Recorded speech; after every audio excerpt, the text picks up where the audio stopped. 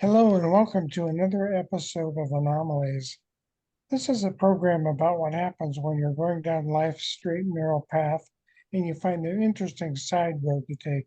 And most of the side roads we take they have to be pretty strange. They're mysterious sideways, and we're going to take one of those today. So I'm Dan Hall, one of your hosts, and with me is Gwen Farrell from Phoenix. Gwen, you doing okay? Doing great. Okay. Thank you. And Pleasure to be uh, here. our guest tonight is somebody we kind of know outside of this program. Gwen and I and our guest, Denise Stoner, belong to something called OPUS, Organization for Paranormal Understanding and Support. So we've got to know Denise a little bit that way. And one of the things that drew me to want to do this interview was I heard Nick Redfern, who some of you may know about, talking about Men in Black, and he mentioned Denise. And I thought, that's somebody I've got to talk about because I'm interested in Men in Black and women in black to be gender equity here, kind of thing. So, Denise, thank you for coming on with us today. Thank you for inviting me. I Mhm. appreciate it very much. Sure, anytime. So, tell us what, first of all, tell us what Men in Black means to you in a generic sense. Maybe not your specific experience, but when I say the word Men in Black, what do you think of? Boy, that's a tough one. I've kind of divided it up to where I think some of them are perhaps from somewhere else or perhaps from here, but they're not completely human. You can tell something just isn't quite right when you meet them. Um, their speech is has an odd pattern to it. Their gait when they walk can be very odd. And they seem to run out of steam almost as if they're on a battery. And it's like, we Hmm. have to get out of here pretty quickly. And so they do what they have to do or say what they have to say, and then they want out. So they kind of disappear in several different manners. Um, the other factor I would say is definitely of the ET type. Um, they try to, well, they work in the healing, I think, of humans, Hmm. or attempting to, because I had an experience with one of those. And Hmm. it wasn't quite completely ET, wasn't completely Woman in Black, but years later, Women in Black showed up at my door on a Sunday morning when we were all in bed. My daughter was sleeping on the sofa and she saw them in our monitor and called me to come and answer the door. So those are the three different types that I've had experience with. So I first heard about Men in Black when I was reading John Keel's book on the Mothman prophecies, and he seemed to indicate that a lot of people who were seeing UFOs or uh, the Mothman were having these interactions with Men in Black. So when I say Men in Black or Women in Black, describe what we're talking about. What do they look like? Hmm. Well, I'll start with the men. Um, they're wearing kind of outdated suits, dark. They had on white shirts. They had on hats, not quite the bowler type style, but hats.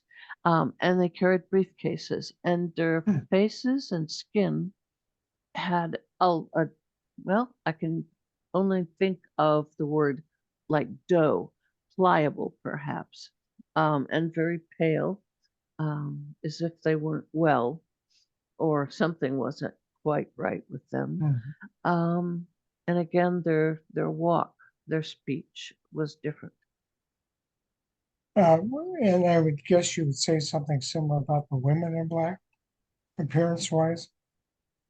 The women in black, that yes, they were wearing actual dresses, but more like a jumper style with a fancy white blouse and a kind of a brownish to dark uh, jumper. with the straps over their shoulders, bangs, black hair, almost like it was a wig, and the hair came in a blunt cut just below their ears. For some reason, I'm thinking of Morticia Adams from the Adams family. I don't know if that would be accurate or not. So Gwen, jump in here. Uh, give you an Sure, I do opportunity to have a ask. couple of questions I'd like to ask. And the first one I'm going to start with is, I know that you've worked with thousands of experiencers of different kinds of contact and phenomena throughout your experience. How common would you say men in black are as compared with other types of experiences that you hear about that are perhaps more common? How many of these MIBs do you think people report? Or are they as common or not as common? Not as common and not so much anymore. But they've kind of changed their picture, their attitude, the way they work, because I guess their technology has gotten better for them. In England or the UK, they are driving different types of vehicles, fancier, more sporty, and they have been known to melt down right in front of someone that finds them or catches up with them. Everything just melts and goes away. Hmm. So they're not then as commonly reported among No, experiencers or as other things. And there could be a lot of different reasons for that. I think you touched on it just now, and that is that those, if they are extraterrestrial beings, then they're changing their tactics, they're changing their technology. And I've seen this with throughout the years that other experiencers have talked about, is that maybe they beings who used to do that years ago are not even here anymore. Maybe they're not even, interacting with us anymore. And so that's one reason maybe that we're not seeing them. Something that I also wanted to ask that you kind of touched on already is that men in black are not always men and they are not always in black. So why do we still call them men in black? that's a very good question. I think that that's something that just because that was the pattern, the type that was put on them years ago, it's just Mm, not changed.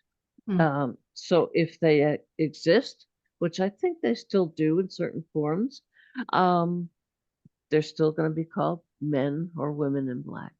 Mm. Yeah, I agree with you. And I think it may have more to do with their function than what they look like.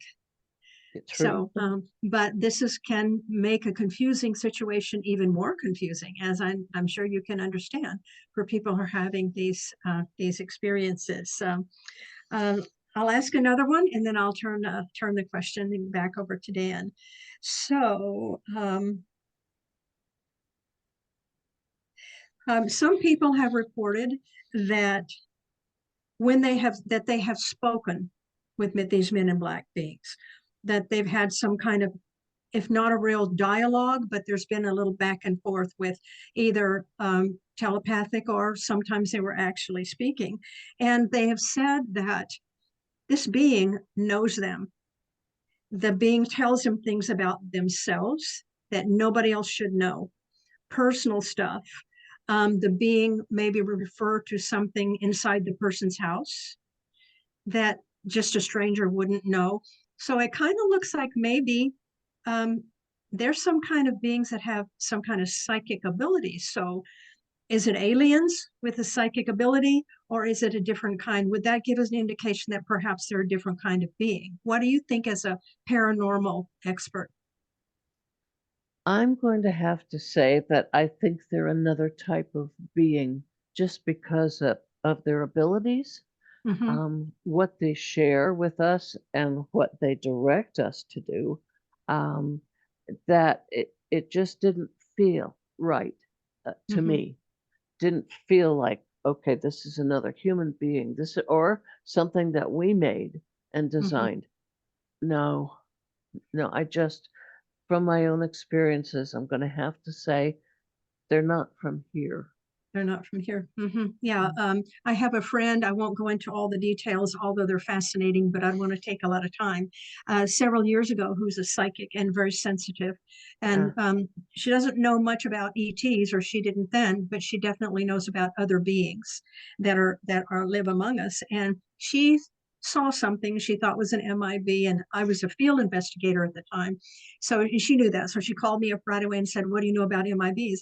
Well, not much. I can tell you what most people know, but what she described and what we talked about, we think we came to the conclusion that it probably was not a standard MIB.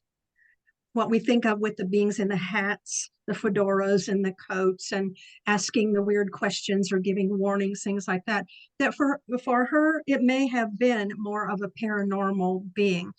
She said it wasn't a ghost. She knows ghosts. She didn't think it was a jinn because she also studies jinn. And it definitely wasn't human. So, we really didn't come to that. But she agreed with exactly what you said, is that it just was not human and it was from somewhere else. Yeah. So, and it scared the crap out of her. Yes. Oh yeah, it would. It would. Yeah, it does. So, okay, Dan. Well, I want to hear about Denise's particular experiences. So tell us what happened to you with both. You said you saw both men in black and maybe a woman in black. Tell us about that, please. Well, I'm going to go with the Men in Black first because that's a more singular event. And it was very odd. It was Christmas Eve. Back a few years, maybe around 2001 or so. I've lost the date completely, pretty much. But my mom and I wanted to go and pick up just some last minute stocking stuffers, for my daughter and my nephew. And so we said, well, let's go see if the mall is open, which we thought it was. We went up to the mall, probably 10 minutes from here, and parked outside J.C. Penney's. And J.C. Penney's is a very big building. It only has a double door on one side, double door on the other, but that's quite a distance one from the other. So we went in, we found what we wanted right away and got in line. I could see the double doors for our exit right by the cashier. And we were both looking. The door opened. It was only probably about a half an hour from closing. And in walked two women that were, to me, obviously twins. Long blonde hair, beautiful dress. They were both pushing strollers that were called umbrella strollers. So there was no room for accessories, no room for a diaper bag. The women did not have purses, but there was a blanket over each one, and they pulled up next to us. We were in line, about the third people in line to pay for what we were purchasing, and my mom looked at me, and the women kept nodding, like, look down, look at the strollers. I got that sensation they were sending that message to us. So I looked down, and the blanket came up to a neck, and on top of that was a completely formed ET gray, very tiny, with great big almond eyes looking up at me. And the same with the other stroller. And my mom poked me and said, something's wrong with the babies. Oh, yeah, something's wrong. So we went to tap the woman in front of us. We were going to say, look, see if you see the same thing. And we realized that the cashier, the two people in front of us, were frozen in place. They weren't moving, not recognizing anything, including the touch on the shoulder. They were just still. So we looked back at the women, and they had bangs, but we now saw the great big almond-shaped eyes on the women. So they started to move behind us and push the strollers away. And I felt, okay, I've got to do something. So I said to my mom, I'm going after them. So I headed down the aisle, and right behind us was children's and infants' clothing. And that's where they turned. So I turned in there. My mom kept our basket, and I couldn't find them. They were nowhere to be seen, and it wasn't a big area. I would have been able to see them from the center aisle. And I went in, up and down everyone, nothing. So I went back to my mom, and by then the cashier was awake and, just charging up everything for people. Person in front of us, we said, did you by any chance see the blonde women, the twins?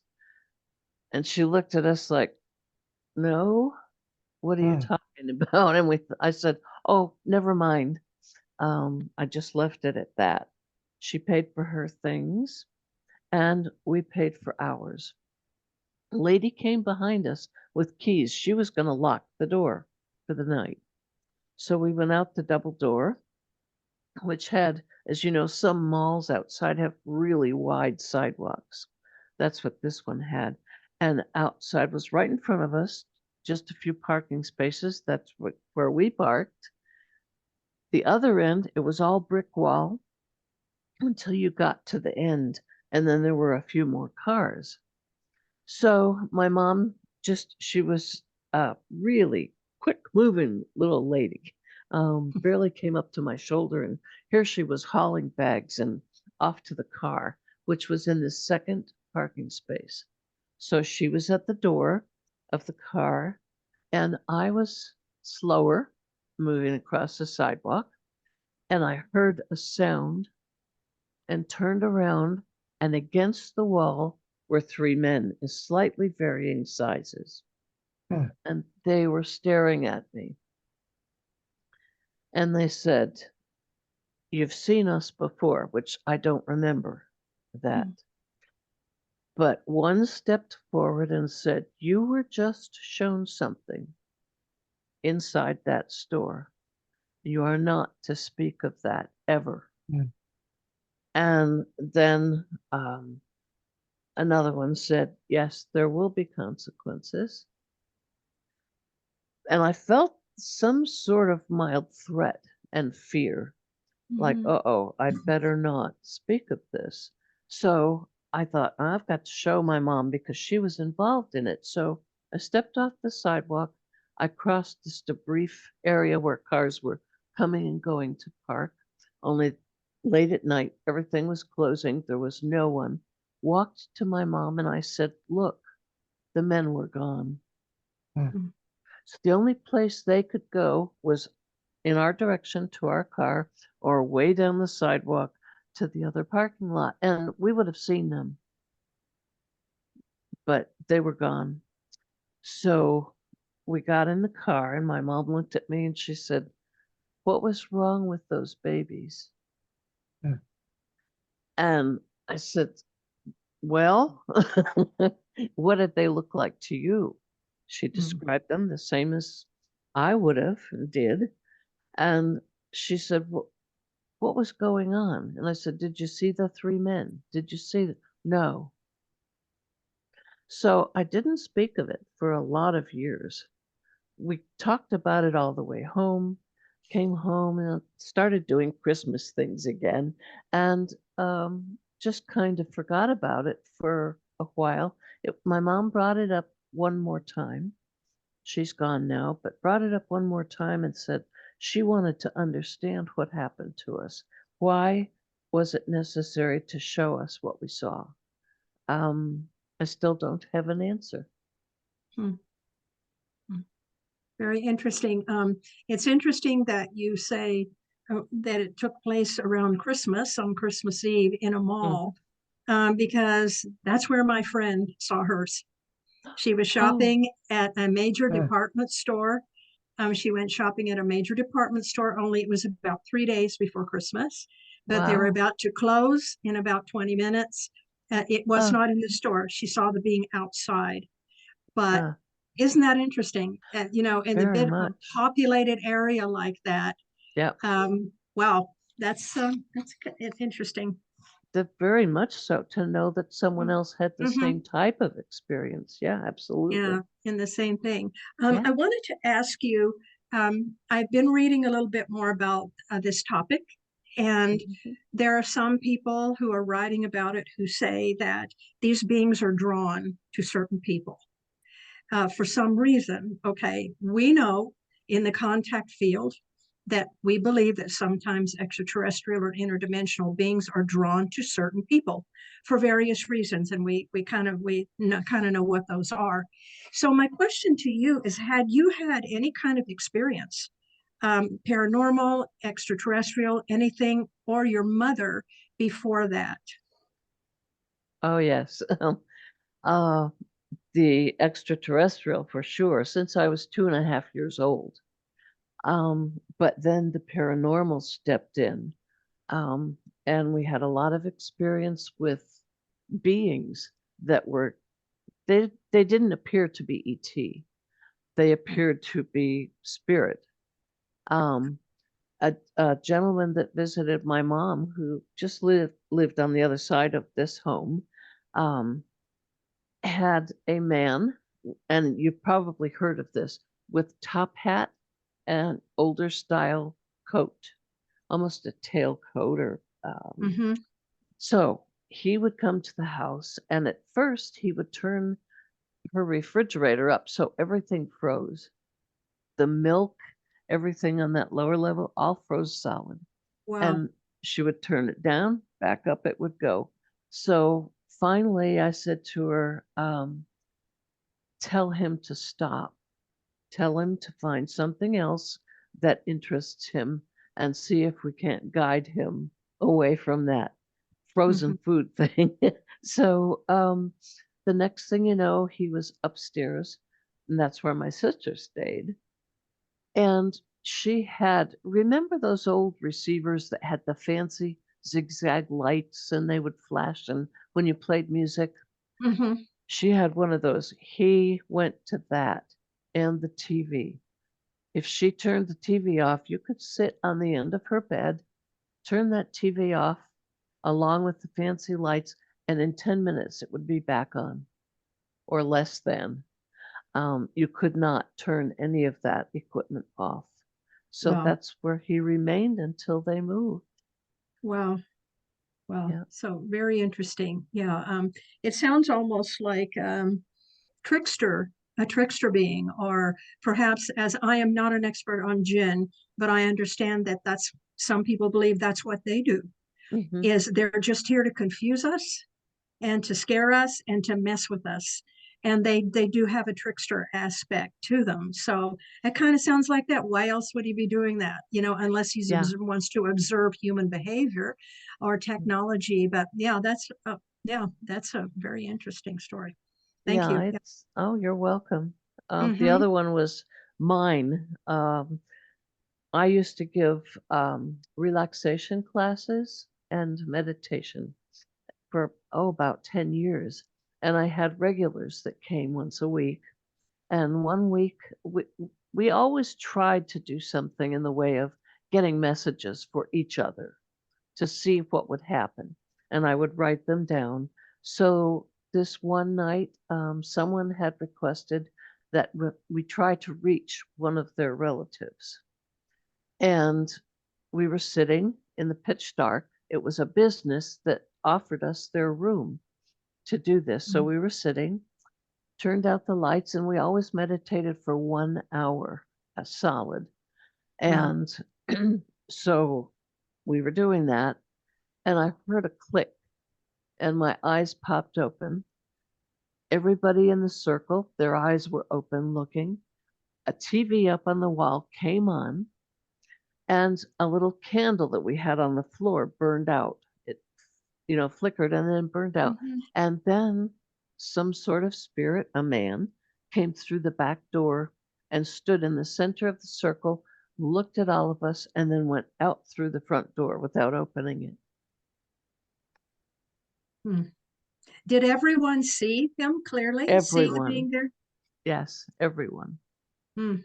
There were, let's see, 10 to 12 people.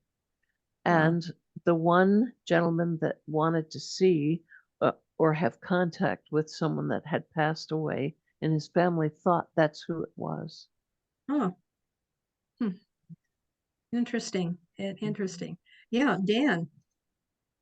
Well, I'm trying to wrap my 72-year-old brain around what I just heard from Denise because it kind of doesn't seem like the typical thing you hear with Men in Black. Well, usually with Men in Black, someone sees a flying saucer or something like this and Mhm. reports it to somebody, and next thing you know, you got these weirdos at your front door. But you saw some alien beings in a store or you're waiting in line. Right. And then there was an admonition not to talk about that. So that it's kind of confusing in a way. It doesn't fit the pattern, I guess, of what I think about with Men in Black. Um, hmm. um, so you told somebody about that, right? That you saw your mom saw it. Did you tell Yeah. anybody else about these weird I've kids? shared, yes, Okay. I've shared through the years with various people. And of course, Kathy Martin, who did my investigation, Mhm. has researched it. Yeah. But evidently, the Men in Black didn't punish you in any way for admonishing No, you not to talk about this. exactly. And it was, oh gosh, quite a few years before I did dare say anything. And I thought, what can happen? I had done enough in the way of investigation by then to Mhm. say, I don't see anybody else disappearing or having something Right. bad happen to them. So here goes. Now, the guy that you saw, the male um, figure that you saw in the seance or whatever, the attempt to contact the departed, why do you think they were, why did they fit the stereotype of a man in black? Just what they were dressed, the way they were dressed? Well, that individual, I can't say for sure that I feel that was a man in black, but it wasn't quite full spirit or ghost. It was Mhm. somewhere in between. Yeah.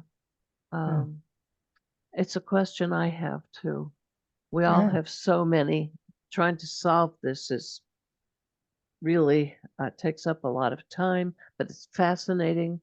Things are still going on, not quite to the level that they have been as Mhm. far as Men in Black, but you occasionally get one where Mhm. something happens. So they're still Makes around. makes me want to hang out with Denise because she has some interesting experiences. So let's talk about the woman in black, which Uh, sounds like was a qualitatively different experience than the men in black. Very different. Um, well, I would start with the nurse that I saw because it led up to that. Women in Black at my door. Um, I had gotten very ill. It was 1969 and it was July, the month that man first walked on the moon. Right? So I was put in the hospital because people thought that I had brain tumors, Hmm. and turned out it wasn't. I'd had two double strokes. Hmm. Gosh. And then I had just things going on internally. So they put me in a bed and said, we're going to decide what we need to do. It's possible. We're going to be doing some rough tests on you and then possibly exploratory surgery. But we've got to get this right. I mean, I was so young, I had a 5-month-old baby. Wow. So there I was in bed, and they brought my lunch because I felt maybe I wanted to eat. But it ended up that I stuck the lunch in a drawer cabinet next to my bed. And then I just tell people because I'm so used to having the story out, but um, from every orifice in my body came a violet purple liquid. Really? Um, Kathy has my medical records where this is written. She's keeping those for me. And when that happened, I had severe pain that started. And I looked up at the door, and a nurse came in. And I have had a forensic artist draw that nurse for me. She had what looked like funny little Brillo pad hair. It was really tight, gray curls, and maybe a 1940s style nurse's uniform with the hat that came in the real pointy ends they wore back then, and the odd style dress that had one little pin on it. I knew that wasn't quite right, and I kept looking at her, and she walked up to the bed, and her eyes were too big. They were the big almond shaped eyes, and she had more of a triangular shaped face. And she said, "I'm going to need your sheet." And I knew, I was very aware of everything that was going on. I floated above the bed. She rolled up the sheet, put it on the floor, put a fresh sheet on, and I floated back down. She then leaned over and she said, "Don't worry, everything's going to be all right." So she picked up the sheet and she said, "I'm going to get this down to the lab for you." And she left. So within 5 minutes, my doctor came in and he needed a sample to take to the lab, and there wasn't any. The sheet was gone. So he started a search in the hospital, looking for the nurse, looking for the sheet. It was never found. The only proof of that was on the hospital gown. They did not take that. The nurse didn't. So there was that purple liquid on my shoulder. They never did find out what that was. I did have surgery, and it took 2 months in the hospital to recover totally, to get my speech back, and then begin to work with my limbs, my arms, and all that. But I ended up with only 3 feet of small intestine out of 22 feet. Everything was resected, but I lived, and I should not have. They gave me 20% chance to live when I got home. And that was 1969, and I'm still here. You're I don't know still how much here. longer. I'm Thank still goodness, here. thank goodness. Yeah, so that's the story of the nurse, except that segued into, I think, checking up on me. That's what I felt, was an attachment and a kindness when my daughter called, "Mom, there's somebody at the door." And she said she didn't want to answer it. So I went up and I looked, and there were two, one a little taller than the other, dressed identically, and they had the straps, the jumper style dress, bangs, black hair down just below the ears, and they were carrying some sort of folder under their arms. So we have like 3 locks on the door, and I started to unlock everything, and when I opened it, all I saw was what was left of them trailing down the sidewalk across the street, and they were gone. So, And And so you- you felt that they were kind of checking on your welfare Uh-huh. or your condition? I did. Yes, I felt that. I felt kindness. I felt no threat. I wish that I could have spoken to them. There was nowhere for them to disappear to, except they kind of faded as they went down the sidewalk. And I still feel like I knew them or know them somehow. And I called the same person that drew the nurse, and they did a drawing of these individuals for me. Yeah. Dan, did you have more that you want to ask? I'm still trying to wrap my head around all this stuff. Yeah, me too. We're not talking about Tommy Lee Jones or Will Smith anymore. No. So these are just very unique experiences and don't fit. And maybe that says something about popular culture because we've been conditioned to think of men in black, women in black in a certain way, and your experiences don't fit that. no. That'd be fair to say? That would be fair, except for the men who did have Yeah. that kind of, you better, look over your shoulder if you start Mhm. talking about this. That sense of needing to be safe went away very quickly Mm. after that experiment. And I can still see them the minute I start talking about it. I see them leaning on Mhm. that brick wall. Yeah, Mhm. Were they verbally speaking to you? no. Telepathically. Yeah, Yeah, telepathically. Mhm. yeah. Okay, interesting, interesting. Has anybody that you know of ever taken a photograph of Hmm. one of these beings, a man in black? Um, there's one, and I think Nick Redfern either Hmm. has the picture, it might have been in his book, where Okay. someone took a picture of it's a dark figure in a Mm, doorway okay. that they believe was a man in black. Yes. But that's all, and that's pretty amazing. I don't know if people, if that means nobody's tried, or they've tried and it just hasn't worked. No, they True. just weren't able to get pictures. So, well, kind of interesting. Um,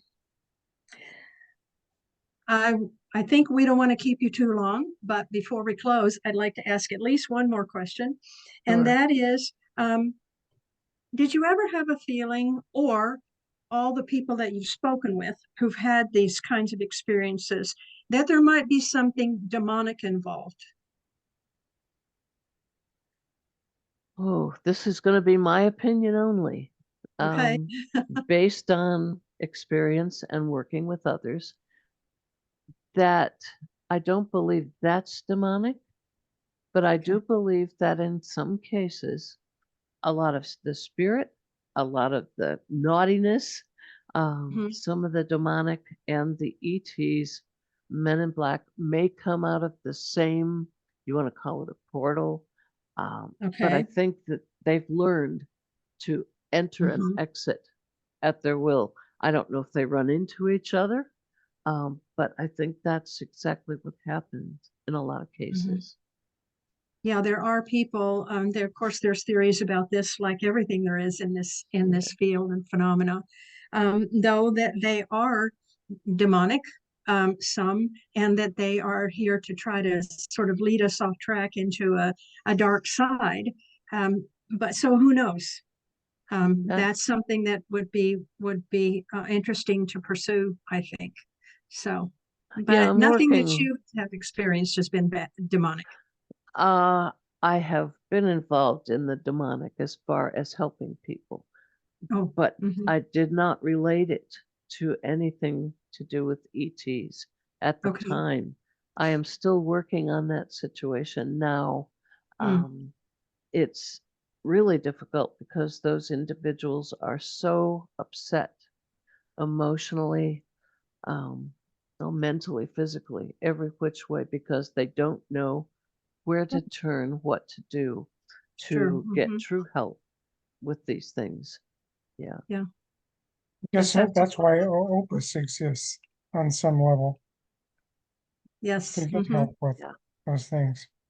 So we could pretty much say, at least this is what I hear Denise saying, the men in black are not necessarily associated with the government. They're not some kind of clandestine organization within the government. Would that be fair to say? They very well could be. And Could be. I've had that feeling a couple of times. Again, my own opinion that maybe not all, but some are working with our government. Mm, And what causes you to have that opinion, Denise? The purpose that they serve is to frighten people, Hmm.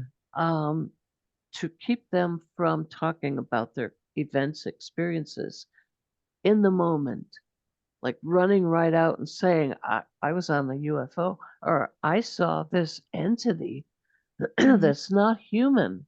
So, uh-oh, what do? We have to get someone to help stop this and add a little bit of fear to the picture.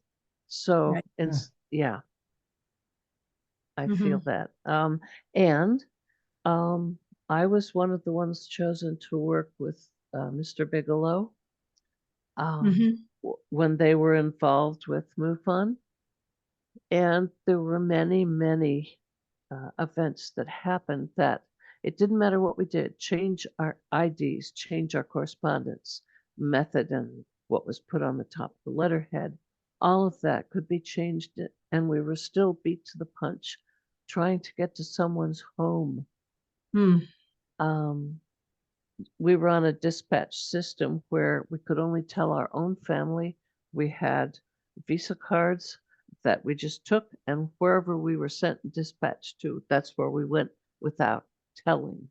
And we Mhm. would get there, and all of that accumulated evidence was gone. Hmm.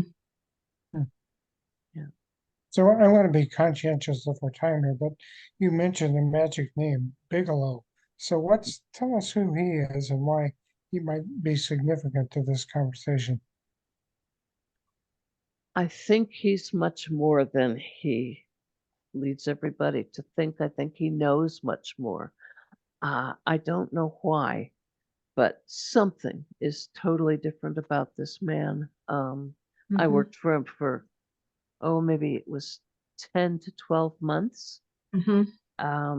I worked many, many hours. I won 2 awards, monetary awards, from him for what I did.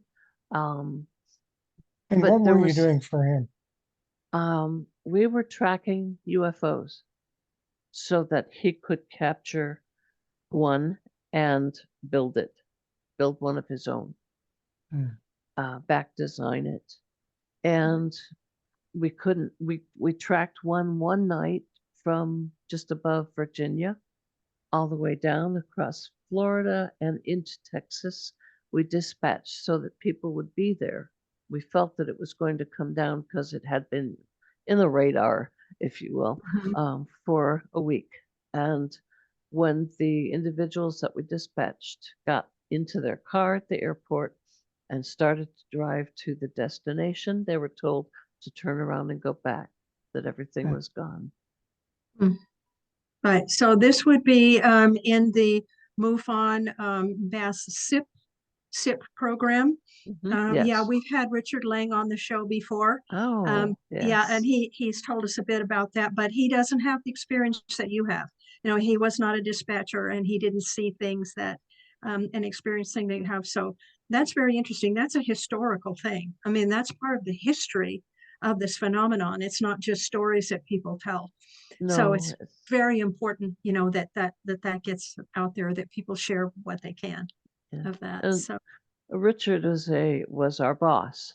He was the mhm, liaison between Bigelow and MUFON, mhm, and a very good boss, I have to say. mhm, Um, so yeah, he had a couple of experiences, but um, that was the main one that I would speak of just before Bigelow said, "Okay, I have everything I need, basically. mhm. We're done." Yeah. Um, let's see if I have anything else here. I think you've just covered so much and most of my questions. So uh, thank you for that. And is there anything that you would like to say to our viewers? Any way that you would like to advise people if they think they've had experiences, or just anything that you would like to share? Well, first of all, don't be afraid to report it, especially to Opus, because the method they use to handle and work with these individuals in support is just the best way to go about releasing what you've been carrying around perhaps for years. Um, Mm-hmm. there is a difference between the paranormal and what we call ETs, UFOs. That needs to be sorted out. So if you have a report, either way, help us. Uh, Mm-hmm. get yourself support or support team or group you can join. We'll help you with that. It'll be worth every minute of your effort. Yeah. Well, thank you, Denise. Um, Dan, are you ready to give us a final I'm, question, or?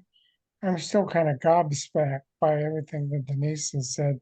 Uh, but thanks very much for coming on, Denise. I appreciate that. Um, yeah, just very interesting stuff. And hopefully maybe you'll come back again and talk about some other things that happen. Mhm. Um, so I think Sure. coming up, just a reminder for people who are listening to this, please subscribe to our channel. We appreciate that. And upcoming shows, I know we've got one in the hopper. I did a interview with someone who runs a ghost tour here in Olympia, and that's on the schedule. Gwen, I'm not thinking of anything else on the horizon. Are you? Yes, on the 19th of February, we're going to be speaking with Dr. Robert Farrell, who is, do you know him, Denise? Are you familiar with him? Know about him? Yes, know about But him. you're familiar, yeah. He lives in my part of the country, and he is a speaker. He's written 4 or 5 novels, science fiction novels. He does a lot of talking, traveling around. Very well educated, a retired gentleman, and he's very knowledgeable about Peruvian mummies. And these that have Jaime Maussan has been working with, and others for Oh, several years. So he's followed all of that. He also is going to talk to us about the recent controversy where people were trying to sell these mummies or something. And he's going to let us know what's going on with that. So Dr. Robert Farrell, we'll be talking to him on February 19th. And I think that's all I have on my schedule here. So, Okay. And thanks okay. again, Denise. Look forward to seeing you at the next Opus meeting. Yeah. oh, thank you for having me very much. I appreciate that. Do you have And do you have a website that you want to talk about I or don't, it advertise? was hacked and I took it Mm, down, but Mm. just my email, dmstoner1@gmail.com. And Okay. any books dmstoner1@gmail.com. Yeah. Go That's ahead, Dan. correct. and Yeah. any books that you've written that you might want to publicize on our show today? The alien abduction files that I co-authored with Kathleen Martin. Kathleen Garden. Okay, cool. Yes. Uh-huh. All right. Mhm. All right. Well, All enjoy right. the weather in Florida there. And thanks for being on our show. Yeah. Oh, Thank you thank so you. much, Denise. We look forward to seeing you again soon. Thank you so much. Okay. Bye bye, Bye-bye. everybody.